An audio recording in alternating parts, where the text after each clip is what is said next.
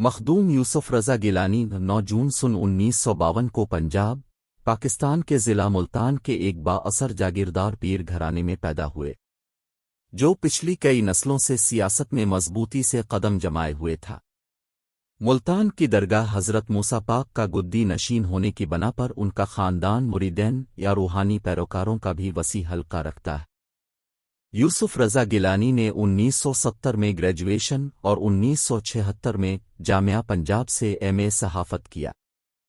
یوسف رضا گیلانی فروری 2008 کے انتخابات میں ملتان سے پیپلز پارٹی کے ٹکٹ پر 5ویں مرتبہ رکن اسمبلی منتخب ہوئے۔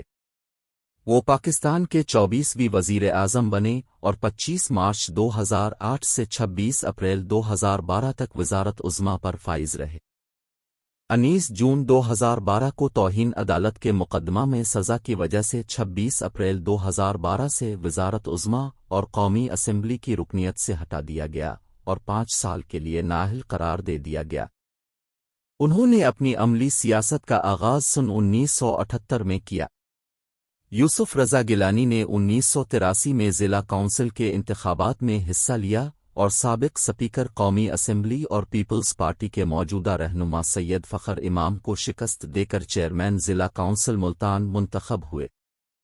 1985 میں انہوں نے صدر جنرل محمد ضیاء الحق کے غیر جماعتی انتخابات میں حصہ لیا اور وزیر اعظم محمد خان جونیجو کی کابینہ میں وزیر ہاؤسنگ و تعمیرات اور بعد ازاں وزیر ریلوے بنائے گئے۔ راجہ یوسف رضا گیلانی محمد ایوب 1988 میں پیپلز پارٹی میں شامل ہوئے اور اسی برس ہونے والے عام انتخابات میں انہوں نے پاکستان پیپلز پارٹی کی ٹکٹ پر الیکشن میں حصہ لیا اور اپنے مد مقابل نواز شریف کو شکست دی، جو قومی اسمبلی کی 4 نشستوں پر امیدوار تھے۔ ان انتخابات میں کامیابی کے بعد یوسف رضا گیلانی ایک مرتبہ پھر وفاقی کابینہ کے رکن بننے اور اس مرتبہ انہیں بے نظیر بھٹو کی کابینہ میں سیاحت اور ہاؤسنگ و تعمیرات کی وزارت ملی۔ سیاسی کیریئر کے دوران یوسف رضا گیلانی کے خلاف اختیارات کے ناجائز استعمال کے الزامات میں نیب نے ریفرنس دائر کیا اور راولپنڈی کی ایک احتساب عدالت نے ستمبر 2004 میں یوسف رضا گیلانی کو قومی اسمبلی سیکریٹریٹ میں 300 ملازمین غیر قانونی طور پر بھرتی کرنے کے الزام میں 10 سال قید بامشقت کی سزا سنائی۔ تاہم 2006 میں یوسف رضا گیلانی کو عدالتی حکم پر رہائی مل گئی۔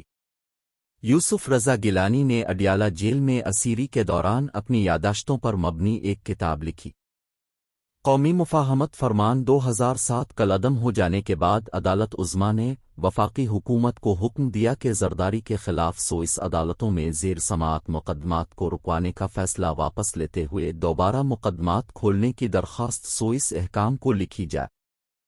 گیلانی 2 سال ٹال مٹول سے کام لیتا رہا۔ عدالت عظمیٰ نے اسے توہین عدالت پر طلب کر لیا، جہاں اس کے وکیل نے موقف اختیار کیا کہ زرداری کو بطور صدر استثنا حاصل ہے، جو عدالت نے مسترد کر دیا۔ 13 فروری 2012 کو عدالت نے گیلانی پر توہین عدالت کی فرد جرم عائد کر دی۔ 26 اپریل 2012 کو عدالت نے گیلانی کو توہین عدالت پر 30 سیکنڈ کی سزا سنائی اور اس طرح گیلانی مجرم قرار پایا۔ جون 2012 کو عدالت نے میکلم پارلیمان کے فرمان کے خلاف مقدمے کے فیصلہ میں لکھا کہ سزا کے بعد گیلانی پارلیمان کی رکنیت سے نااہل ہو چکا ہے اور اس طرح وزیر اعظم نہیں رہ سکتا۔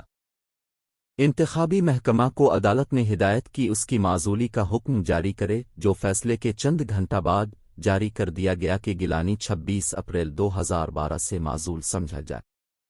2010 کو پاکستان میں سیلاب متاثرین کی امداد کے لیے ترک خاتون اول امینہ اردوان نے اپنا قیمتی ہار عطیہ کیا۔ وزیر اعظم یوسف رضا گیلانی نے وہ قیمتی ہار سیلاب متاثرین کے فنڈ میں جمع کروانے کی بجائے چوری کر کے اپنی بیوی فوزیہ گیلانی کو دے دیا۔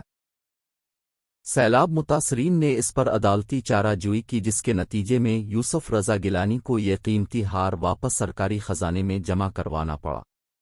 یوسف رضا گیلانی کی اس حرکت پر دنیا بھر میں رسوائی ہوئی۔